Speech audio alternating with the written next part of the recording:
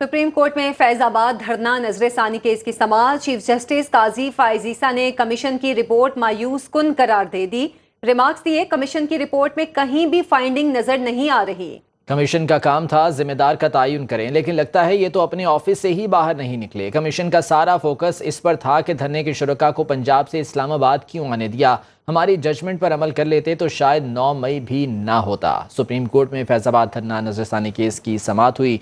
Chief justice काजी फाइज ईसा की सरबराही में 3 रुकनी bench इस केस की समाअत कर रहा था। इस मौके पर कमीशन की रिपोर्ट को मायूस कुन करार दिया गया। चीफ जस्टिस ने रिमार्क्स ये कि कमीशन की रिपोर्ट में कहीं भी फाइंडिंग नजर नहीं आ रही, हालांकि इस कमीशन का काम था कि जिम्मेदार का तयन करें। इसी बारे में मजीद जान लेते हैं। ब्यूरो चीफ इस्लामाबाद कामरान खान हमारे साथ मौजूद हैं। कामरान, बताइएगा आज की समाअत का अहवाल क्या रहा, खुसूसन रिपोर्ट के हवाले से क्या रिमार्क्स दिए गए?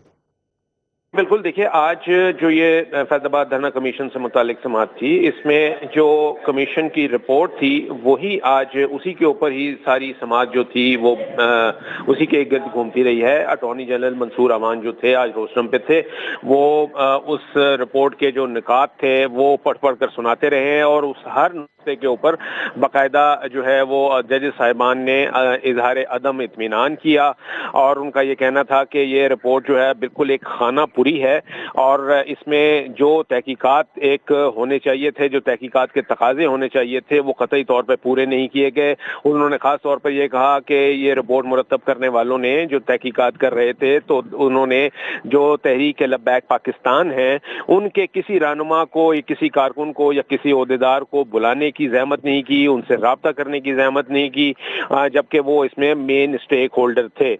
तो इसी तरीके से चेयरमैन पैमरा जो थे अफसार आलम, वो भी आज इसमें मौजूद थे आज की हेयरिंग में और उन्होंने ये बताया कि उनसे राब्ता जरूर किया गया था, लेकिन ये कि इस धरना कमीशन में फिर बाद में उनके जो उन्होंने अपनी जो कंक्लूजन्स मुरतब किए हैं उसमें उनको शामिल जो उनकी जो मौक़िफ़ था उसको शामिल नहीं किया गया।